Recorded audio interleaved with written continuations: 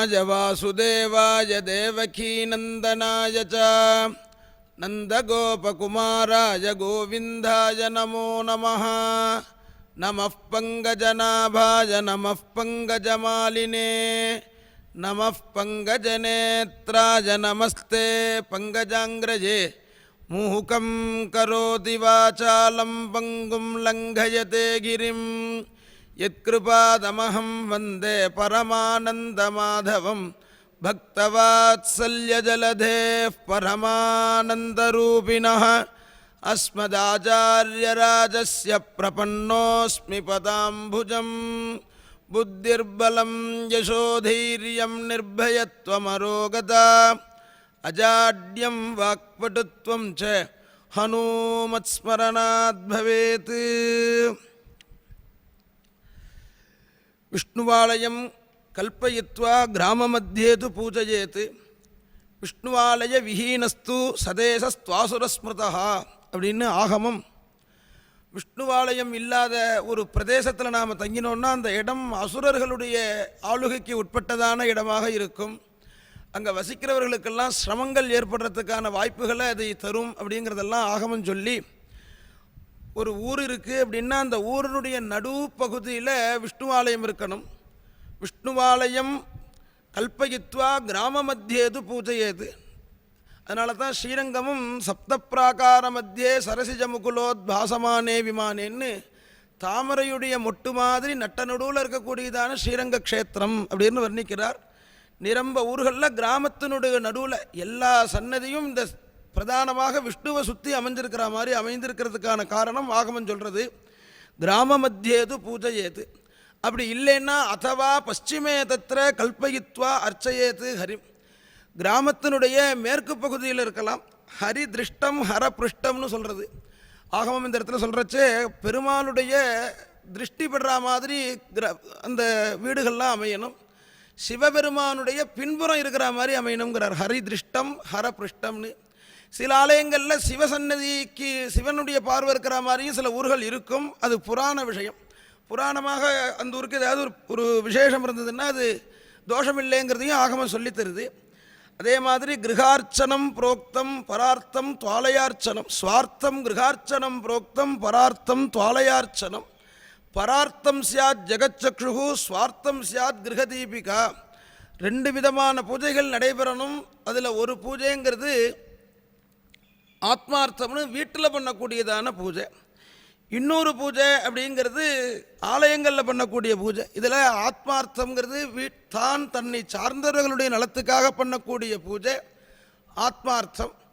பரார்த்தம்னு சொன்னால் பிறர் பூஜை பண்ணாதவர்கள் உட்பட க்ஷேமம் ஏற்படணும்னு சொன்னால் அது பரார்த்த பூஜையில் சேரும். அது வயோதிகர்கள், வியாதிகிரஸ்தர்கள், பகவான் மேலே நம்பிக்கை விஸ்வாசம், தர்மத்தில் வேதத்தினிடத்துலலாம் ஒரு விஸ்வாசம் இல்லாதவர்கள், அவர்களும் நன்னா இருக்கணும்னா இந்த பூஜையினால தான் முடியுங்கிறதுனால இந்த பூஜைக்கு பரார்த்தம்னு பேர். இதை பகவானுடைய வாக்கியமாக சொல்லும் பொழுது மனிதர்கள்லாம் அர்ச்சிக்கும்படியாக நான் கிராமங்கள் தோறும் வீடுகள் தோறும் அவதாரம் பண்ண போகிறேன். தாருவாகவும், அதாவது மரச்சிலைகளாக. அத்திவரதராஜர் நம்ம கோழிக்குத்தி அப்படிங்கிறதான க்ஷேத்திரம் இங்கே மாயவரம் பக்கத்தில் இருக்குது. அதில் அந்த பெருமாளே அத்திமர பெருமாள் தான் இங்கே வானமுட்டி பெருமாள்னு பேர். இது மாதிரி தாருவாகவும் பஞ்சலோக விக்கிரகமே பூஜைக்கு அருகமாக இருக்கும். தில்லவளாகம் ராமர்லாம் உலோகமாக இருக்கக்கூடியதான மூர்த்தம். சிலையாகவும் கருங்கல் சிலைகளாகவும் நான் தோன்றி அதில் என்னுடைய சாநித்தியத்தை வைக்க போகிறேன். அதில் எல்லாரும் என்னை ஆசிரியித்து க்ஷேமத்தை அடையணுங்கிறது தான் சங்கல்பங்கிறார். அவதாரம் கரிஷ்யாமி பூமியா லக்ஷ்மியா சமன்விதா.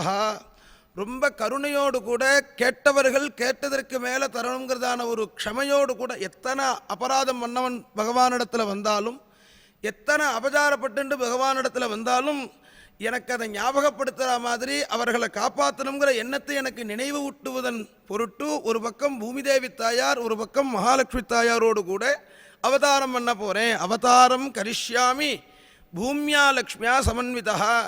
இப்படி ஆலகத்தில் இருக்கக்கூடிய என்னை எல்லோரும் ஆசிரியித்து க்ஷேமத்தை அடைய வேண்டியது அப்படின்னு சுவாமியுடைய திருவாக்கு. இதுலேயே அடுத்த ஸ்லோகத்தில் சொல்லும் பொழுது, ஒரு ஆலயத்தில் ஒரு கிராமத்தில் ஒரு தேவாலயம் பூஜை இல்லாமல் இருந்த பொழுது அந்த கிராமத்தில் வீட்டில் நாம் எவ்வளவு பெரிய பூஜை பண்ணினாலும் அந்த பூஜையானது பலிக்காது அப்படிங்கிறார். கிராம தேவே கிலே பூதே கிரகதேவோபி நிஷ்பலஹா மூலநாசேது விரக்ஷஸ்ய சேச்சனே கிம் பிரயோஜனம். ஆற்றுல பஞ்சாயத்தனை பூஜை பண்ணுறேன், நான் ருத்ரேகாதசி வச்சுருக்கேன், சண்டிஹோமம் பண்ணுறேன்னு வீட்டிலன்னு இப்போ நிறையா கிராமங்களில் நடக்கிறது. அந்த கோவூரில் இருக்கக்கூடிய மாரியம்மன் கோவில்லையோ அம்பாலோ திருப்தியாக இல்லாமல் ஆற்றுல சண்டிஹோமம் பண்ணால் நிஷ்பலன்னு இந்த ஸ்லோகம் சொல்கிறது. நிறையா கிராமங்களில் வீட்டில் பண்ணக்கூடியதான பூஜைகள்லாம் பண்ணுறா, நிறையா ராதா கல்யாணம், நிறையா ஒரு வைபவங்கள்லாம் பண்ணுறா. அந்த ஊர் சுவாமி திருப்தியாக இருந்து இதெல்லாம் பண்ணினா தான் பலன். அதற்கு ஒரு அழகான திருஷ்டாந்தம் சொல்கிறார். மூலநாசேது விரக்ஷஸ்ய சேச்சனே கிம் பிரயோஜனம். மரத்தினுடைய வேறு அது ஜீர்ணமாகி அது விழும்படியாக இருக்கும் பொழுது அந்த மரத்துக்கு எத்தனை அலங்காரம் பண்ணினாலும் எப்படி பலன் கொடுக்காதோ அதுபோல் கோவிலில் இருக்கக்கூடிய மூர்த்தம் திருப்தியாக இல்லாத போக வீட்டில் நாம் எத்தனை சகஸ்ரநாமம் பண்ணாலும் ருத்ரஞ்சொல்லி அபிஷேகம் பண்ணாலும் அந்த ஊரில் இருக்கக்கூடியதான பரமேஸ்வரன்னா பரமேஸ்வரன், பெருமாள்னா பெருமாள், அவர் திருப்தியாக இருந்தால் தான் வீட்டில் இருக்கக்கூடிய தேவதை சொன்னதை கேட்கும், நாம் சொல்லக்கூடிய பூஜையை ஏற்றுக்கும் அப்படின்னு இந்த ஸ்லோகம் காண்பிக்கிறது. ஆக ஆலயார்ச்சைங்கிறது நம்ம வீட்டுடைய தொடர்பு உடையது. இப்போ நாம் ஒன்று புரிஞ்சுட்டா நாம் சொல்கிற இந்த விஷயம் புரியும். வீட்டில் கிணத்துல ஜலம் இல்லை அப்படின்னு சொன்னால் ஊரில் ஆற்றுலேயும் குளத்துலேயும் ஜலம் இருக்காது. அதில் ஜலம் ரொம்ப ஒழிஞ்சதுன்னா நம்ம ஆற்று கிணத்துல ஜலம் நிறையா இருக்கும். நம்ம வீட்டு கிணத்தை பார்க்கலாம், ஜலம் பூர்ணமாக இருக்கும். எப்படி இந்த நீர்நிலை எங்கும் பரவி இருக்கோ, எப்படி ஊரில் இருக்கிற கிணறு ரொம்பினா நம்ம வீட்டு கிணத்துல ஜலம் வருதோ, அது மாதிரி ஊரில் இருக்கக்கூடிய தேவதை சாநித்தியமாக இருந்தால் நம்ம வீட்டில் இருக்கக்கூடிய சுவாமிக்கு சின்ன பூஜை பண்ணாலும் அது பெரிய பலனை கொடுத்துடும். கோவிலில் இருக்கக்கூடிய சுவாமி சக்தி இல்லாதவராக இருந்து அவருக்கு ஆராதனம் திருப்தியாக நடக்காத போது வீட்டில் எவ்வளவு பெரிய பூஜை பண்ணினாலும் அது பலனளிக்காது அப்படிங்கிறதான ஒரு விஷயத்தை நாம் இதிலேருந்து தெரிஞ்சுக்கிறோம். அதோட கோவிலுக்கு தரிசனத்துக்கு போகும்பொழுது இது நாம் சேவிக்க போகிறதுக்கு தகுந்ததான காலமானு தெரிஞ்சுட்டு போகணும் அப்படிங்கிறதெல்லாமும் நமக்கு ஆகமம் சொல்லித்தருது. தீர்த்தார்த்தம் வாபி சேவார்த்தம் தரிசனார்த்தம் விவோஸ்ததா விசாரியாவசரம் யாயாத் அந்யதா தேவகோபகிருத். பெருமாளை சேவிக்க போகிறோம், தீர்த்தம் வாங்கிக்க போகிறோம், தரிசனம் பண்ண போகிறோம்னா அங்கே நம்மளுடைய ஒரு செல்வாக்கை காண்பிச்சு போகிறதுங்கிறதான ஒரு பழக்கம் நம்ம இடத்துல இருந்ததுன்னா அதை தவிர்க்கணும். ஏன்னா மதர்த்தே தம்பவர்ஜனம்ங்கிறார். 8 விதமாக பக்தி சொல்கிறார். 8 விதமான பக்தியில் நம்மளுடைய ஒரு சக்தியை நம்மளுடைய ஒரு மகாத்மியத்தை கொண்டு காமிக்கிற இடம் அது இல்லை. 8 விதமாக பக்தி சொல்லப்பட்டிருக்கு. பொதுவாக நவவித பக்தின்னு நமக்கு பொதுவாக பிரகலாத சுவாமியுடைய ஒரு உபதேசத்தில் தெரியும். ஸ்ரவணம், கீர்த்தனம், விஷ்ணோஹோ ஸ்மரணம், பாதசேவனம், அர்ச்சனம், வந்தனம், தாஸ்யம், சக்கியம், ஆத்ம நிவேதனம்னு நவவித பக்தி தெரியும். 8 விதமாக பக்தி சொல்கிறார் ஆகமத்தில். பக்திரஷ்டவிதாம் வக்ஷ்யே தேவதேவே துஷார்ங்கினா தத் பக்த ஜனவாத்சல்யம். முதல் பக்தி என்னன்னா அதை பெருமாளை சேவிக்க வர பக்தர்களிடத்தில் வாத்சல்யம். பகவான் எந்த அபராதத்தையும் பொறுத்துப்பான், பக்தாபராதத்தை பொறுத்துக்க மாட்டான். இதை வியாக்கியானத்தில் ரொம்ப அழகான ஒரு உதாரணம் சொல்லி சொல்கிறா. வெயிலில் மத்தியானம் 1 மணிக்கு சூரியன் உக்கிரமாக இருக்கும் பொழுது அந்த வெயிலில் நம்ம எவ்வளோ நேரம் வேணாலும் நின்றுட முடியும், நம்ம ஒன்றும் பண்ணிவிடாது. அந்த சூரியனுடைய உக்கிரம் பட்டதான ஒரு தகர ஷீட்லேயோ அல்லது ஒரு ஆத்து மணல்லையோ 2 நிமிஷத்துக்கு மேலே நம்மளால் நிற்க முடியாது. இது சூரியனுடைய உக்கிரத்தை நாம் தாங்கிக்க முடியும். சூரியனுடைய அந்த தேஜஸ், அந்த ஒளி இருக்கே, அந்த வெப்பப்பட்டதான ஒரு பொருள் மேலே நம்மளால் நிற்க முடியாதது எப்படியோ அது மாதிரி பகவான் தன் அபசாரத்தை பொறுத்துக்கிறான், தன் பக்தாளுடைய அபசாரத்தை பொறுத்துக்கிறது இல்லை அப்படிங்கிறார். எதுவுமே சொல்கிறவால விட சொல்லி கேட்குறவா அதை ரொம்ப தீவிரமாக ஃபாலோ பண்ணுறான். இந்த விஷயத்தை நம்ம கொஞ்சம் ஆலோசனை பண்ணாலே புரியும்.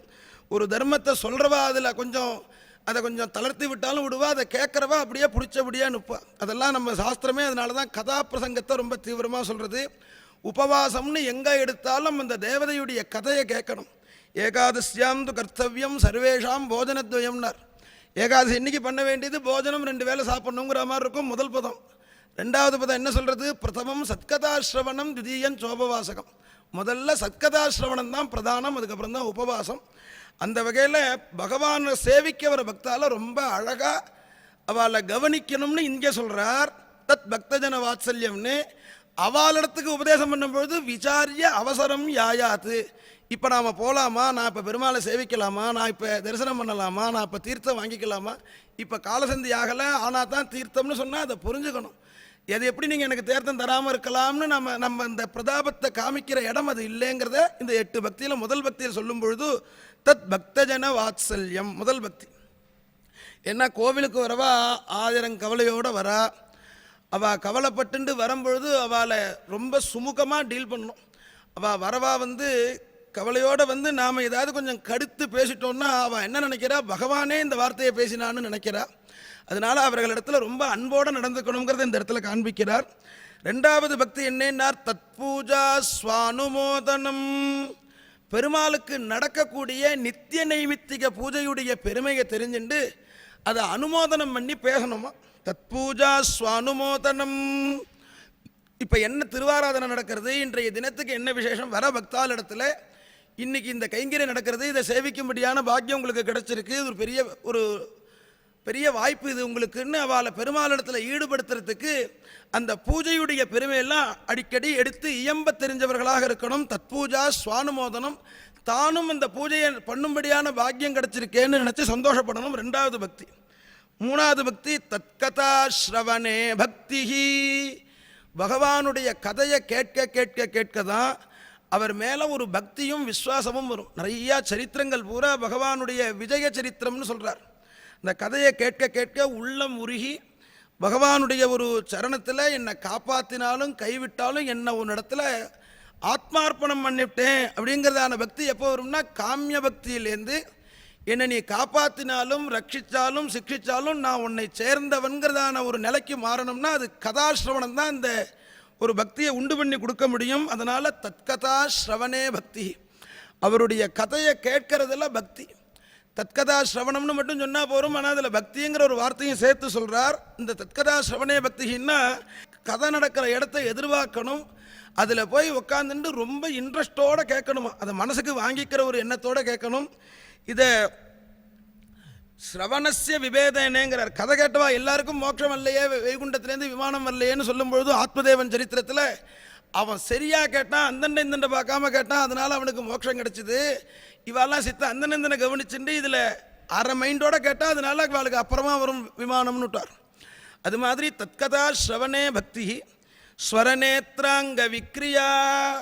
பெருமாள் திருவாபரணம் சாத்திண்டு அப்படி திருமஞ்சன காலத்தெல்லாம் கண்ணால் ஆனந்த ஜலத்தை ஒழுக விட்டுண்டு பார்க்கறது, பேசும்பொழுது பகவானை பற்றி பேசும்பொழுது தொண்டை கத்கதத்தை அடையிறது, அங்கங்கள்லாம் மாறுபாட்டை அடைகிறதெல்லாம் இருக்கே, இதெல்லாம் கதாசிரவணத்தினால கிடைக்கக்கூடிய அடுத்த கட்ட ஒரு முன்னிலை. இது 4வது பக்தி, தத்கதா ஸ்ரவணே பக்தி. அதற்கு பிறகு ததனுஸ்மரணம் நித்தியம். எப்போ பார்த்தாலும் அவரையே நினச்சிட்டு இருக்கணுமா. கிருஷ்ணகிரக கிரகீதாத்மா நவேத ஜெகதீதிருஷங்கிறார் பிரகலாத சுவாமி. கிருஷ்ணனாகிற கிரகம் இவரை ஆட்கொண்டு எப்போ பார்த்தாலும் பகவானை பற்றின ஒரு ஸ்மரணத்திலேயே இருந்தார் அப்படின்னு பிரகலாத சுவாமியை பற்றி வர்ணிக்கும்படியாக எப்பொழுதும் அவரை பற்றியே நினச்சிட்டு இருக்கணும். ததனு ஸ்மரணம் நித்தியம். 5வது வகையான பக்தி ததர்த்தே தம்பவர்ஜனம். அவரிடத்துல நம்முடைய பெருமையை காண்பிக்கக்கூடாது. இப்போ இருக்கிற இந்த பெருமை பூரா அவரால் கொடுக்கப்பட்டது. நாம் இருக்கக்கூடிய உயர்வோ என்ன, லோகத்தில் எத்தனையோ பேர் ஆகாரத்துக்கு கஷ்டப்படுறா, படுத்துக்க இடம் இல்லாமல் கஷ்டப்படுறா, உடுத்திக்க நல்ல வஸ்திரம் இல்லாமல் கஷ்டப்படுறா, எல்லா விதமான சௌக்கத்திலையும் நம்மையும் ஒரு அசாமின்னு 10 பேர் மதிக்கும்படியான ஒரு ஸ்தானத்தில் பகவான் வச்சிருக்கிறதான அந்த விஷயத்தை நினச்சி பார்த்து இது பகவானால் வந்ததுங்கிற ஒரு எண்ணம் வந்துடுத்தோம்னா அவரிடத்துல நம்மளுடைய பெருமையை காண்பிக்க மாட்டோம். ததர்த்தே தம்பவர்ஜனம். அங்கே போய் பெருக்கிறது, சுத்தம் பண்ணி கொடுக்கறது, கோவிலில் கோலம் போகிறதுக்கெல்லாம் பெரிய பெரிய பெருமையெல்லாம் சொல்கிறார். அவரிடத்துல ரொம்ப வினயத்தோடு கூட இருக்கணும். இங்கே குனிய வெளியில் நிமிர்ந்து எல்லாரும் நம்மளை ஆசிரியிக்கும்படியான ஒரு பெருமை கிடைக்குமாம். ததர்த்தே தம்பவர்ஜனம். நித்தியம் ததேக சேஷத்துவம். அவருக்கு நாம் அடிமைங்கிறதான ஒரு எண்ணம் இருந்துகிட்டே இருக்கணும். நித்தியம் ததேக சேஷத்துவம். சேஷன்னு சொன்னால் அடிமைங்கிறதான பொருள். அவருக்கே நாம் ஆட்பட்டவர்கள் அப்படிங்கிறதான ஒரு எண்ணத்தோடு கூட அவர் இல்லைன்னா நாம் இருக்க முடியாதுன்னு தீர்மானம் பண்ணுறது. அதுதான் அந்த சரணாகதி லட்சணம் சொல்லும் பொழுது கூட கோப்திருத்வ வரணம் ததா ரட்சிஷ்யதி இது விஸ்வாசா. அவர் தான் ரட்சிப்பாருங்கிற ஒரு தீர்மானம், அவர் இல்லைன்னா நாம் இருக்க முடியாதுங்கிறதான எண்ணம், இதெல்லாம் என் தன்னோபஜீவதி பக்தி ரஷ்டவிதாக்கியேஷா எத்திர சாதாரணேனவை. இந்த 8 விதமான பக்தியும் யாரிடத்துல ஸ்வபாவமாக இருக்கோ அவர் அந்த பூஜக சிரேஷ்டரை தான் வரிக்கணும். இப்படி இல்லாத அர்ச்சகரை வரிக்கக்கூடாது பூஜைக்குங்கிறார். இப்போ இந்த இடத்துல ஒரு மந்திரத்தையோ ஒரு கிரியையை எப்படி பண்ணணும்னோ எந்தமான ஒரு விஷயமும் சொல்லாமல் பக்தி 8 விதத்தை சொல்லி இப்படி இருக்கிறவாளை தான் பூஜைக்கு வைக்கணுங்கிறார். அந்த அர்ச்சகாலுக்கு இருக்க வேண்டிய ஒரு குணமாக சொல்லும்பொழுது இந்த 8 பக்தியை சொல்கிறார். ஒரு அர்ச்சகர் கோவிலுக்கு இருக்கணும், கைங்கரியம் பண்ணணும்னு ஆசைப்பட்டால் அந்த அர்ச்சகருக்கு இருக்க வேண்டிய குவாலிஃபிகேஷனுங்கிறது இந்த 8 தான். இதில் இப்போ மந்திரம் சொல்லணும்னோ இல்லை திருவாராதனை இப்படி பண்ணணுங்கிற மாதிரி விஷயமே இல்லாமல் இது ஃபுல்லாக ஒரு குணமாகவே அவர் வர்ணிக்கிறார். மந்திரம் தெரியாமல் பூஜை பண்ணக்கூடாதுங்கிற விஷயம் தனி. அதுக்கு சொல்லும்பொழுது கஜவத் பிப்யதேகரிகி, யானை எப்படி சிம்மத்தை பார்த்தா கனவுல பார்த்தாலும் பயப்படுமோ அது மாதிரி பயப்படுறான் மந்திரம் தெரியாத அர்ச்சகாலை பார்த்து. சர்ப்பம் திருஷ்டுவா நரோயாவத்து கம்பதேஜ முகூர்முகு, பாம்பை பார்த்த மனிதன் எப்படி பயப்படுவானோ அது மாதிரி பயப்படுறான்லாம் சொல்கிறார். ஆனால் அவனை பூஜைக்கு வச்சுக்காதேன்னு சொல்லலை. அந்த இடத்துல சொல்லும்பொழுது மந்திரம் தெரியாத அர்ச்சகம் பூஜை பண்ணலாம், அந்த பெருமாள் பயப்படுறதான தோஷத்தை சமணம் பண்ணிக்கிறதுக்கு பக்தியோட அஷ்டாட்சரத்தை ஜபம் பண்ணி சுவாமி திருவடியில் சேர்த்து நமஸ்காரம் பண்ணு, அவருக்கு திருப்தியாக போயிடும். இதனால இவனை விளக்க வேண்டாம். இந்த 8 பக்தியில் இல்லைன்னா அவனை வரையேது நாண்யம் அர்ச்சகம், வேற அர்ச்சகனை கூப்பிடு. பொதுவாக ஆகவுமே நிறுத்துறதுக்கே யோஜனை சொல்லாது, அது நடத்துறதுக்கு தான் யோஜனை சொல்லும். இது இல்லைன்னா இது, இது இல்லைன்னா இதுன்னு இப்படியே கொஞ்சம் கொஞ்சம் கொஞ்சமாக இறக்கின்னு வந்து துளசி சப்தமுச்சியத்தைங்கிறார். துளசி குசுமங்கிராக்கியம் ததபாவேது பல்லவம்னு அப்படியே சொல்லிட்டு வந்தார். மண்ணை கொண்டு வந்து வை, வேற கொண்டு வையின்னார். இல்லையே அது கூட கிடைக்கலையேன்னார். துளசி சப்த உச்சது, பெருமாள் இருக்கும்போது துளசி இருக்க ஆராதனத்துக்குன்னு கேளு. இல்லைன்னு சொல்லிட்டாலா பூஜை ஆரம்பிச்சிடும். துளசிங்கிற சப்தத்தையாவது பெருமாளை கேட்கும்படியாக பண்ணு. ஏன்னா எப்படியாவது பண்ணணும்னு தான் ஆகமம் சொல்லிக் கொடுக்கும். இது இல்லையா பண்ணிவிடாதேன்னு அப்படி விட்டால் ரொம்ப பேர் அதில் விலகிடுவான்னு ஆகமத்தினுடைய ஒரு தீர்மானம். அந்த வகையில் அப்படி இதுக்கு இது பரிகாரம்னு சொல்லிட்டு வரும்போது இந்த 8 விதமான பக்தி இல்லாதவால அப்படி உள்ள அர்ச்சகரை சேர்க்காதேன்னே ஆகமம் சொல்கிறது. இது அர்ச்சகாலுக்கு கொடுக்கக்கூடியதான ஒரு நியமம். பக்தர்கள் எப்படி இருக்கணும் அப்படிங்கும் பொழுது இந்த சமயத்தில் நாம் பெருமாளை சேவிக்கலாமான்னு தெரிஞ்சுட்டு போகணும் அப்படிங்கிறத சொல்கிறார். அதெல்லாம் சொல்லிட்டு வரும்பொழுது ஆலயத்தில் பிரதட்சிணம், நமஸ்காரம், பிரணாமம், தீர்த்தம், ஷடாரி, துளசி இதெல்லாம் ஸ்வீகரணம் பண்ணக்கூடிய ஒரு விஷயங்கள் எல்லாம் கவனிச்சுட்டு வந்து இப்படியே சொல்லிட்டு வரும்பொழுது ஆராதனத்தை பற்றி சொல்கிறார். மொத்தம் ஒரு சன்னதி அப்படின்னு சொன்னால் 6 கால பூஜைகள் நடைபெறணும். பிரத்யூஷ பிராதகாலஸ்ச மாத்யான்னச்சாபரான்னகா சாயங்காலோர்தராத்திரஸ்ச பூஜா காலஸ்து ஷட்விதா. பிரத்யூஷம் பிராதக்காலம், உஷக்காலம்னு அர்க்கோதையே கவாடபந்தனேங்கிறார்.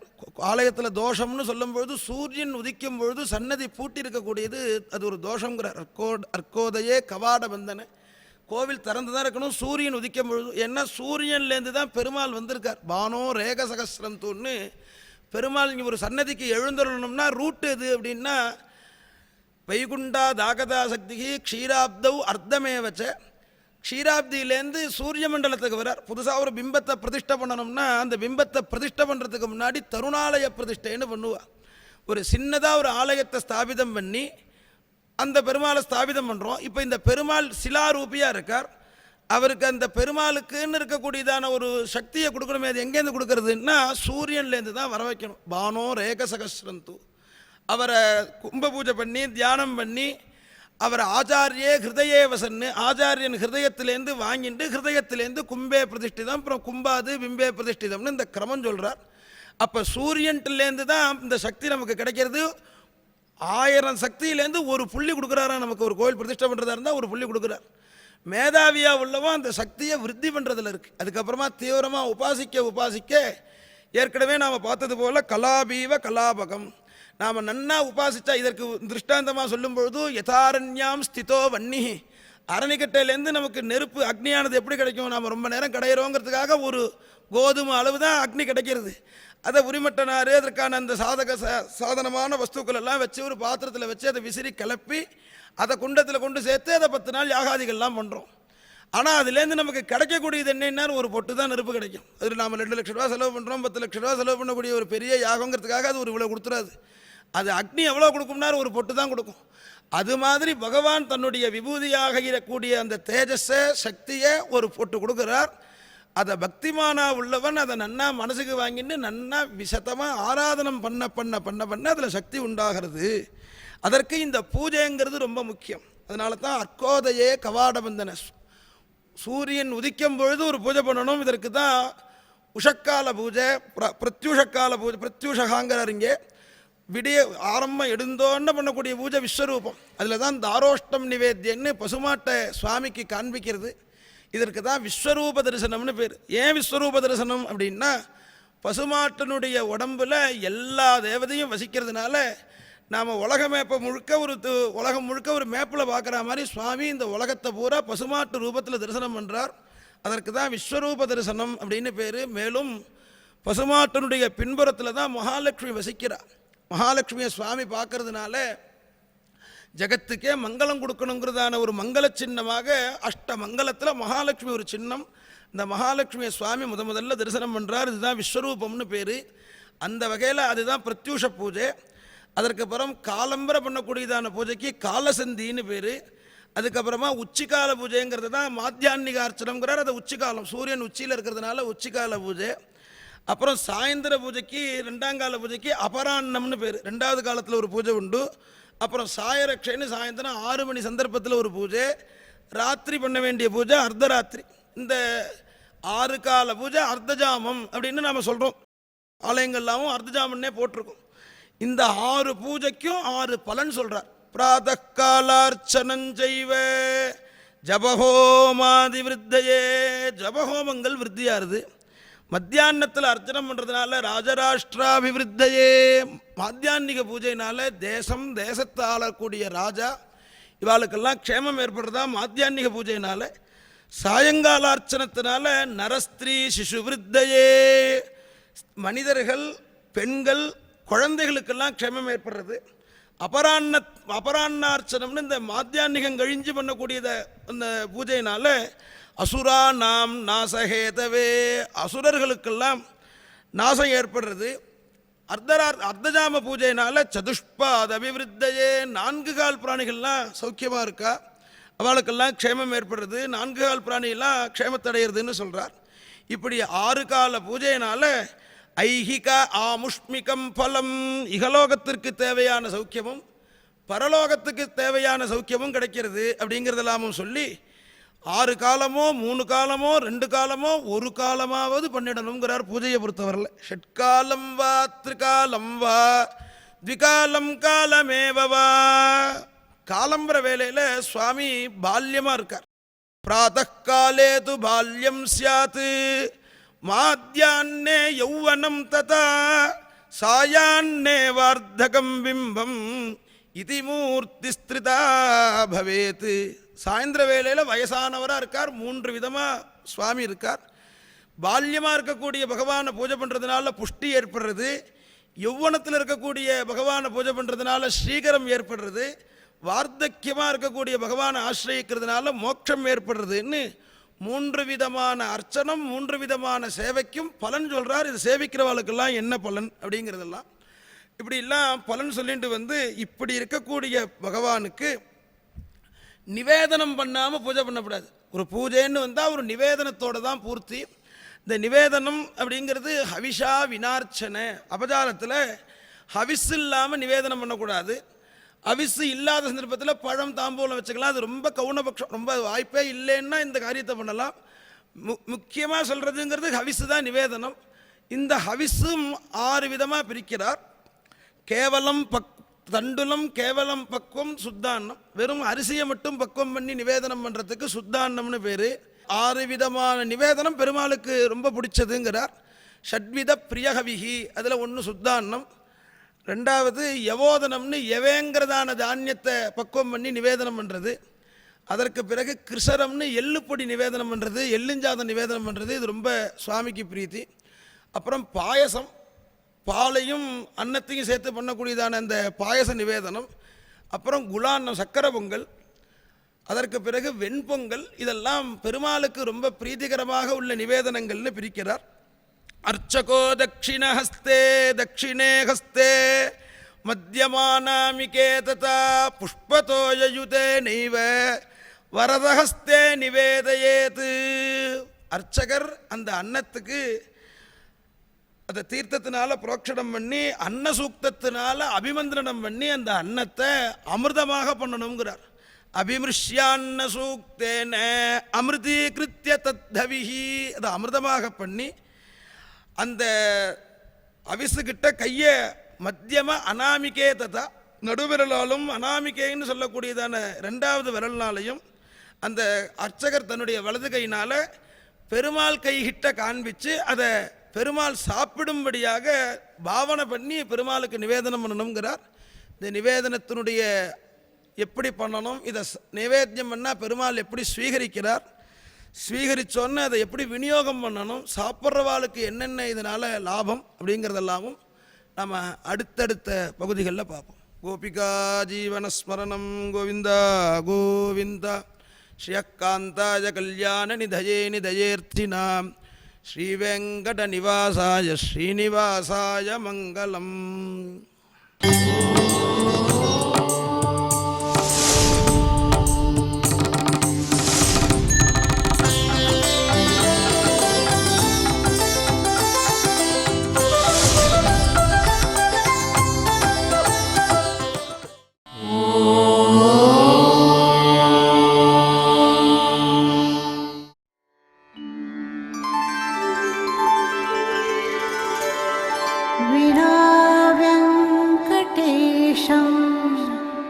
ननाथो ननाथः सदा वेङ्कटेशं स्मरामि स्मरामि.